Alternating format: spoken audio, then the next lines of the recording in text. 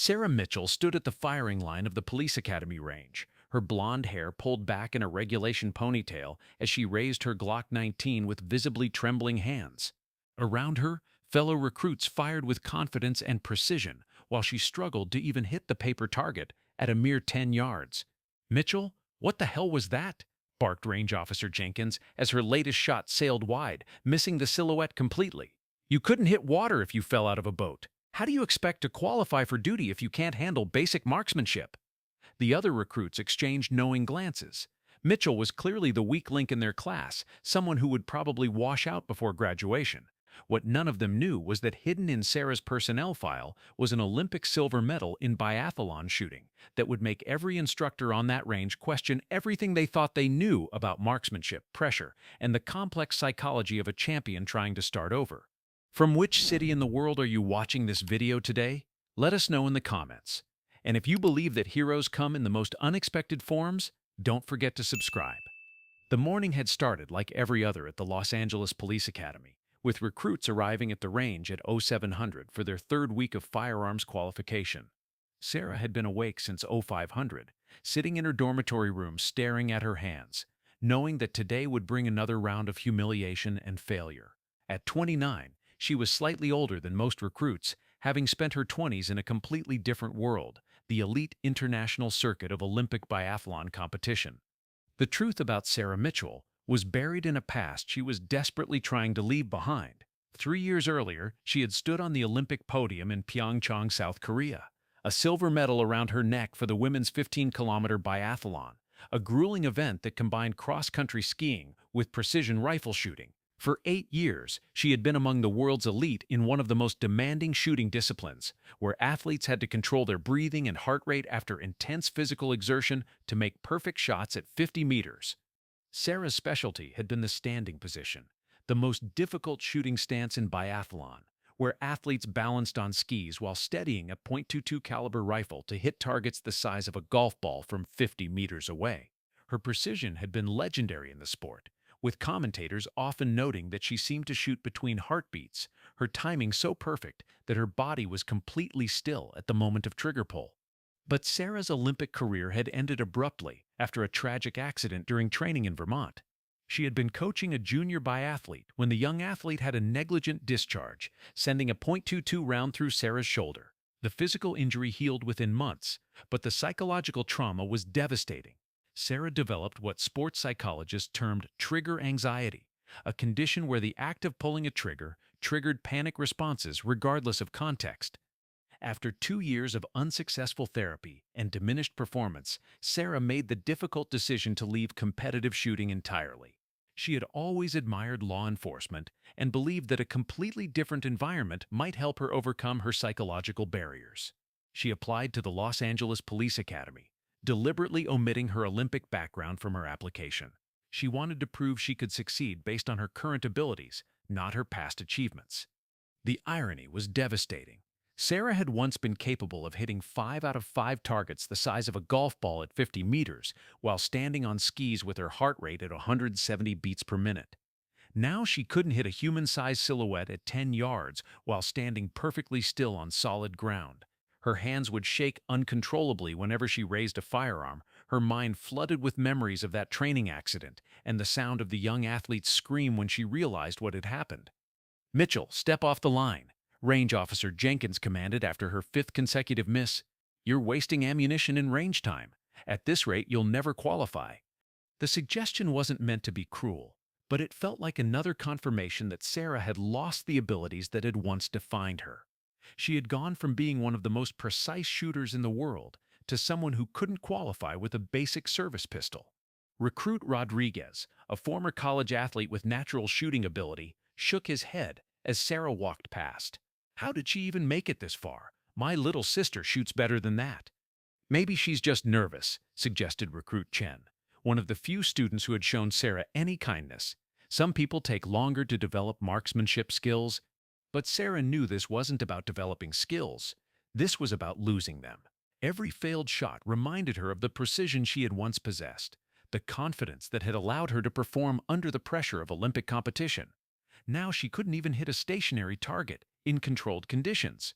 During the afternoon classroom session on ballistics, Sarah found herself struggling with another aspect of police training that should have been familiar. The instructors were teaching basic principles of trajectory and bullet drop, but their methods seemed elementary compared to the advanced ballistics Sarah had studied for years as an Olympic shooter. Remember, recruits, even at these short distances, you need to account for the natural arc of the bullet's flight path, Instructor Williams explained to the class. Gravity affects bullets just like it affects everything else. Sarah wanted to point out the oversimplifications in their approach, the failure to discuss wind drift, temperature effects on powder, or the Coriolis effect that became critical at longer distances. But she remained silent. Speaking up would only draw attention to knowledge she wasn't supposed to possess. After class, Recruit Johnson approached her with what he probably thought was helpful advice. "Mitchell, maybe you should talk to the instructors about getting additional range time. There are remedial programs for recruits who are struggling." "Thanks, Johnson. I'll consider it," Sarah replied, though she knew that additional range time wasn't the solution to her problem. This wasn't about technique or practice. This was about psychological barriers that conventional training couldn't address. That evening, Sarah sat alone in her dormitory, cleaning her assigned Glock with the same meticulous care she had once given to her $4,000 and Such Biathlon rifle. Her hands moved through the disassembly and cleaning process with muscle memory that came from thousands of hours of weapons maintenance. But the familiar motions only reminded her of what she had lost. The breaking point came during week 4 of the academy. Sarah was facing her third consecutive failure of the marksmanship qualification, which would automatically result in her being dropped from the program. As she stood at the firing line for what might be her final attempt, her hands were shaking so badly that she could barely align the sights. "Mitchell, this is your last chance," Range Officer Jenkins said quietly, approaching her position. "If you can't qualify today, we'll have to recommend you for dismissal from the academy." Sarah nodded, knowing that this moment would determine whether she could continue pursuing her goal of becoming a police officer or would be forced to find yet another path forward. She raised the pistol, trying to control her breathing and steady her hands. Through the sights she could see the target clearly, but her mind was already racing through all the ways she could miss, all the consequences of failure. As she began to squeeze the trigger, her hands started trembling again. The shot went wide, missing the silhouette completely. Sarah lowered the weapon, knowing that her police career was effectively over. She had failed to qualify with the most basic service weapon, despite having once been an Olympic-level marksman. Just as Range Officer Jenkins was about to call a halt to her qualification attempt, the Academy's emergency alarm began blaring. This wasn't a drill. The distinctive pattern indicated an active shooter situation somewhere on the Academy grounds. Within seconds, radio chatter filled the air as security personnel responded to reports of an armed individual who had entered the administrative building and taken hostages. "All recruits, return to the dormitories immediately," Jenkins ordered. "This is not a training exercise. Move." But Sarah couldn't move. Through the emergency radio traffic, she was hearing details that triggered every instinct she had developed during years of competitive shooting. The suspect was barricaded in an office with multiple hostages, and responding officers couldn't get a clear shot without endangering innocent lives. The SWAT team was en route, but would take at least 15 minutes to arrive. "Officer Jenkins," Sarah said, approaching him as he coordinated the recruit evacuation. "The situation in the admin building. They're going to need precision shooting capabilities." Jenkins looked at her with surprise. "Mitchell, you can't even qualify with a service pistol. This isn't the time for speculation about tactical operations." Before Sarah could respond, the Academy director approached Jenkins with an urgent message. "Jenkins, the suspect has moved to the window. He's visible but partially obscured by a hostage. SWAT is still 10 minutes out. We need someone who can make a precision shot now." Sarah felt her heart racing as she realized the implications. People were going to die while they waited for qualified marksmen to arrive. She had the training and experience to resolve this situation, but revealing her background would expose the carefully maintained fiction of her new identity. "Officer Jenkins," Sarah said quietly, "I need to speak with the director immediately. I can make that shot." Jenkins stared at her incredulously. "Mitchell, you just failed basic marksmanship qualification. What makes you think you could make a precision shot under these conditions?"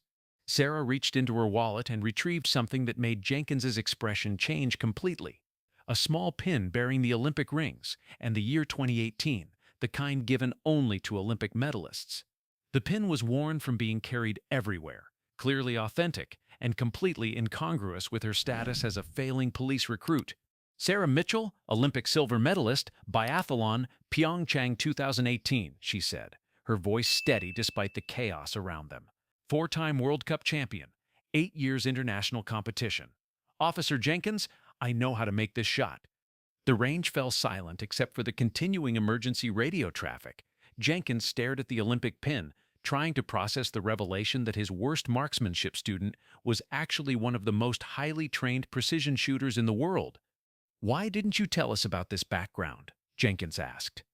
"'Cause I wanted to succeed as a police officer, not as a former Olympian," Sarah replied. "But right now there are people in that building who are going to die if someone doesn't act." Jenkins grabbed his radio and contacted the academy director, explaining the situation. Within minutes, Sarah found herself in the academy's Tactical Operations Center, facing Director Patterson and the senior staff who were coordinating the emergency response. "Miss Mitchell," Director Patterson said, studying her hastily retrieved background file, "your Olympic record is impressive, but according to your academy reports, you can't qualify with a basic service pistol. How do you explain that discrepancy?" Sarah took a deep breath, knowing that her answer would determine whether she would be allowed to help or would be dismissed as a liability. "Sir, I developed trigger anxiety after a training accident 3 years ago. It affects my ability to shoot in training situations, but my technical knowledge and fundamental skills remain intact." Director Patterson studied her carefully. "Miss Mitchell, are you confident you can make this shot?" Sarah looked at the tactical displays showing the suspect's position and the hostages. Her mind was already calculating range, angle, wind, and point of impact with the precision that had made her an Olympic medalist. "Sir, give me a rifle and a clear line of sight, and I'll end this situation with 1 round." What happened next would become legend at the Los Angeles Police Academy. Sarah Mitchell, the recruit who couldn't hit a target at 10 yards, was given a police sniper rifle and positioned 120 yards from the administrative building. As crisis negotiators maintained communication with the suspect, Sarah studied his position through her scope, waiting for the perfect opportunity. The shot, when it came, was everything Sarah had once been: a single, perfectly placed round that passed through a 6-inch gap between hostages and struck the suspect with surgical precision. The hostage situation ended instantly, with no civilian casualties. In the aftermath, as Academy personnel secured the scene and debriefed the incident, Sarah found herself surrounded by instructors and recruits who were seeing her in a completely different light. The recruit who had been marked for failure had just demonstrated capabilities that none of them possessed. "Mitchell," Range Officer Jenkins said, approaching her with visible respect, I owe you an apology. We all do. "your qualification scores don't reflect your true capabilities." Sarah looked around at the faces that had shown her nothing but disappointment for 4 weeks.